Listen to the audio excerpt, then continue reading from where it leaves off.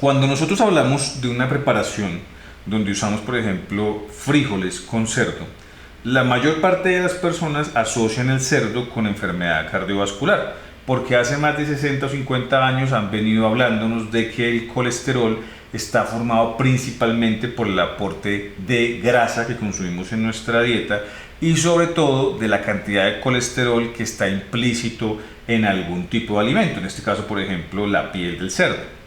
Desde el punto de vista de la medicina molecular, actualmente en esta revista del International Journal of Molecular Science, que es del 2023, también está actualizada y es una revista con un factor de impacto bastante grande desde el punto de vista estadístico, encontramos que hay estudios que consideramos estudios Nobel que nos dan una luz que va más allá simplemente de la enfermedad cardiovascular asociada o la aterosclerosis al colesterol. Es decir, nosotros siempre pensamos que nuestras arterias se tapan de grasa, pero realmente las arterias cuando se ocluyen no necesariamente esa oclusión depende de una capa de grasa en su extensión. Básicamente es una inflamación del tejido y una infiltración de células que hacen que se vea una estría de grasa, pero que básicamente lo que son es una espuma que está haciendo que se ocluya el tejido. Ya vamos a ver qué genera esto en estos últimos avances de investigación en enfermedad cardiovascular. Soy el Dr. Benjamín Ramírez, especialista en enfermedades crónicas con un doctorado en bioquímica y nutrición humana. Mi misión con este contenido es ayudarte a entender cómo funciona tu organismo para gozar de bienestar con tu familia. La aterosclerosis y sus mecanismos. Entonces aquí vemos que no solamente es el colesterol que forma esta placa. Una de las cosas que más forma la oclusión de una arteria es el estrés oxidativo. Y recuerden que el estrés oxidativo, como lo hablábamos al inicio, no depende de una molécula exclusiva, en este caso de la grasa. Muchas de estas estrés oxidativos se deben a, digamos, a una exhaustación del tejido endotelial. El endotelio, que básicamente es esa pared que tiene la arteria, la vena o el tejido linfático, produce un relajante que se llama óxido nítrico. Y este óxido nítrico muchas veces no se produce porque nuestros patrones de alimentación no son lo suficientemente acordes para la producción de este gas. Entonces, cuando nosotros hacemos convergencia molecular y combinamos muchas moléculas y tenemos un medio ambiente hostil, nuestro cuerpo deja de producir ese óxido nítrico. Y por eso se comienza a producir estrés oxidativo que comienza la placa o comienza la formación de la placa. Estos mecanismos son mecanismos de inflamación. Entonces, como les reitero, no necesariamente tienen que ver con el colesterol que la persona se está comiendo. Tiene que ver con un componente inflamatorio. Entonces, muchas personas que tienen patrones de vida que son, digamos, no muy saludables, como no tener un buen sueño, no tener un tipo de actividad física regular y hacer una alimentación con convergencia molecular, promueve la liberación del endotelio de compuestos inflamatorios que se llaman citoquinas, que incrementan efectivamente la rigidez del tubo. Esos tubitos que nosotros tenemos en la sangre, esas arterias, son tubitos que generalmente son muy maleables, son, digamos, muy sensibles a la elasticidad, pero cuando una persona tiene estas sustancias proinflamatorias circulando, se vuelven tubos duros, rígidos, que son realmente, digamos, no tan elásticos, y eso hace que pierda su función hidráulica y eso es lo que hace que realmente tengamos una enfermedad aterotrombótica. Y cuando tenemos una persona que está teniendo esta situación, generalmente su cuerpo está en un estado proinflamatorio. No necesariamente sus arterias están tapando de grasa, sino que otras áreas de su cuerpo están sufriendo inflamación. Por ejemplo, las personas que sufren de fibromialgia. Las personas que sufren de fibromialgia generalmente tienen un estado proinflamatorio y son mucho más sensibles a tener una enfermedad aterotrombótica, y no necesariamente son personas que están comiendo grasa o colesterol. Otra cosa que tenemos es la injuria endotelial. ¿Qué es la injuria endotelial? Es este suceso donde nosotros no producimos suficiente óxido nítrico. Entonces hay dietas o hay patrones de alimentación donde la persona no ingiere suficientes aminoácidos, que básicamente son dos, que tienen que ver con la producción de ese óxido nítrico, que son la arginina y la citrulina. Y generalmente eso hace parte de, por ejemplo, carencias nutricionales que la persona va acumulando con el pasar de su existencia. Entonces, por eso hay que también tener en cuenta que formar placa aterotrombótica no necesariamente implica el hecho de consumir algo de colesterol. Ahora, también otra cosa que hace que se nos incremente esta injuria endotelial básicamente es esto de ir comenzando a botar lípidos o dejar caer lípidos en el endotelio. Ahí sí tenemos que hablar del colesterol, pero no el colesterol como la cantidad de colesterol que circula en nuestra sangre, sino cuánto de ese colesterol tiene triglicéridos. Y el que más transporta triglicéridos básicamente son las proteínas de baja densidad, las LDLs. Y hay una fracción que se llaman ácidos grasos libres, que básicamente forman triacilgliceroles o triglicerol, que básicamente son triglicéridos, que son los que forman la placa. Entonces no necesariamente el hecho de consumir colesterol como tal va a incrementar mi riesgo de enfermedad cardiovascular. Es básicamente más la tendencia hacia el triacilglicerol o el triglicérido que a la misma molécula de colesterol. Entonces, ¿cuál es el mensaje de esto? Que usted debería estar más pendiente en este momento en su panel lipídico, no tanto del colesterol, si es bueno o si es malo, sino del nivel de triglicéridos que en este momento están circulando.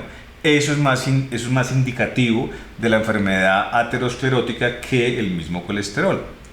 Hay otros mecanismos que están asociados básicamente al ácido ribonucleico, al RNA, donde tenemos, por ejemplo, predisposiciones genéticas a no formar óxido nítrico, aquí lo vemos, la proliferación de inmigración y la proliferación de células del músculo liso, y la regulación, o digamos, homeostásica, en este caso, de el metabolismo de las lipoproteínas. Entonces, por ejemplo, hay personas que básicamente por convergencia de moléculas en la dieta y por exceso de insulina, terminan produciendo más lipoproteínas de baja densidad que de alta densidad, y no tiene que ver con el tipo de grasa, es decir, si es animal o si es vegetal.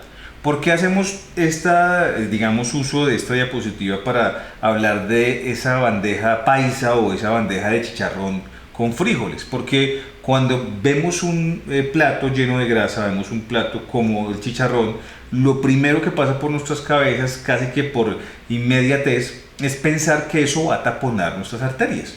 Y realmente, como les digo, eso es una desinformación y es una asociación que no es causal. Por eso estos videos son más que todo para que ustedes puedan llevar educación a sus familias. No necesariamente un plato que se vea grasoso va a tapar nuestras arterias. Es básicamente la convergencia de moléculas que llevan a la producción excesiva de una hormona como la insulina, lo que va a llevar a que una persona desarrolle una enfermedad aterosclerótica. Otra cosa que tenemos es que la población se está envejeciendo más rápido. El aging, como lo vemos ahí. El aging quiere decir que una persona puede envejecerse a un nivel mucho más rápido que otra de su misma edad.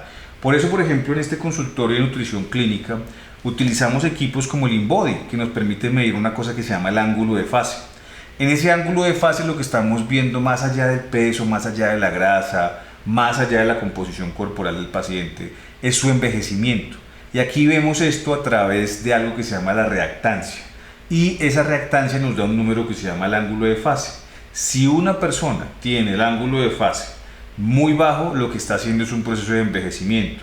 Y ese proceso de envejecimiento lleva a que sus arterias produzcan más placa y puedan ocluirse, lo que lleva a enfermedades ateroscleróticas, que no necesariamente están asociadas con el colesterol. En este caso, les reitero, no tiene nada que ver con el consumo de un chicharrón. Ahora, una cosa muy importante, esto sí es muy clave y quiero que lo compartan con todas las personas que ustedes puedan ver. La población en general actualmente, por sus patrones de alimentación, es una población que está sensible a una deficiencia de vitamina D. Nosotros, cuando hacemos una consulta de nutrición clínica acá, miramos el hígado graso.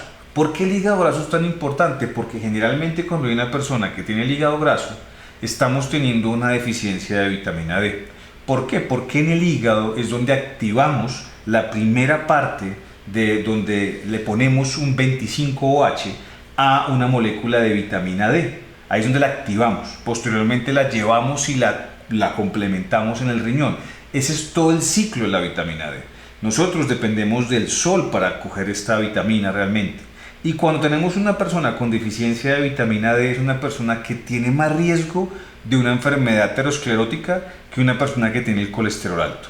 Entonces, por eso aquí mismo en este artículo científico nos están diciendo que básicamente una persona que tiene deficiencia de vitamina D tiene factor de necrosis tumoral en sangre, interleuquina 6, interleuquina 1, interleuquina 8, que son citoquinas proinflamatorias que hacen una migración de unas células que se llaman monocitos, que son los que hacen esa espuma que se forma en ese endotelio. Se puede llegar a activar un factor que se llama factor de necrosis kappa beta y se produce una cosa que es la disminución del óxido nítrico por deficiencia de vitamina D. Entonces, por eso es muy importante. Fíjense que en este artículo no hemos tocado ni siquiera la parte de comer ni yema de huevo, ni la piel del cerdo, ni una grasa saturada, ¿no? Estamos hablando básicamente de estrés oxidativo, inflamación, daño endotelial, daños en el RNA, envejecimiento, deficiencia de vitamina D, y tenemos una cosa muy importante y es el exceso de ácido úrico en sangre. Es un marcador más sensible y más específico para las enfermedades aterotrombóticas que el mismo panel de lípidos. Aquí vemos que una persona que tiene mayor niveles de ácido úrico es una persona que tiene más factor inflamatorio de adhesión, y eso hace que las plaquetas se peguen a esa capa de grasa y formen el coágulo que generalmente termina en la oclusión total de la vía. En este caso, lo que llamamos estenosis, que es que se tape ese pedacito de arteria y se produzca en este caso un infarto o una pérdida de secreción de líquido, en este caso de oxígeno, que le da la vida a ese pedacito de sitio donde se puede infartar la persona. Aquí vemos que cuando la persona tiene el ácido úrico alto, se activan células autoinmunes y se modula todo lo que es el estrés oxidativo. Por eso les reitero que es muy importante en una persona el ácido úrico y los triglicéridos como un factor predictivo de la enfermedad aterotrombótica. Y una de las cosas que hace el ácido úrico que tienen que tener presente ustedes cuando vayan al médico es que induce la ferropoptosis. Y esto es muy importante porque nos llegan muchos pacientes, nos escriben muchas personas que nos hablan de que tienen la ferritina alta y que la persona no come hierro y que le han mandado a dejar las carnes rojas, pero que aún así persiste con sus niveles de hierro altos. Sobre todo pasa mucho en hombres y hombres que tienden a tener el vientre abultado, sobre todo un hígado graso. Porque una persona que deja de comer carnes rojas, que no come chicharrón, que no come frijoles, ¿por qué esa persona tiene el hierro alto? Precisamente porque el ácido úrico está elevado, y el ácido úrico al estar elevado produce la ferropoptosis, y eso incrementa la ferritina en sangre, que es un falso positivo, y eso lleva a una persona a una cosa que se llama el síndrome metabólico. Y eso básicamente es una enfermedad crónica, que es lo que estamos tratando en este consultorio de nutrición clínica, y es lo que pretendemos que ustedes mejoren a través de evitar esto que es la convergencia molecular. El ácido úrico no tiene nada que ver con el consumo proteico, no tiene nada que ver con el consumo de crustáceos, no, es básicamente la convergencia de proteínas, la convergencia de carbohidratos que estimulan la producción de insulina, la que hacen que se nos eleve esto que es el ácido úrico.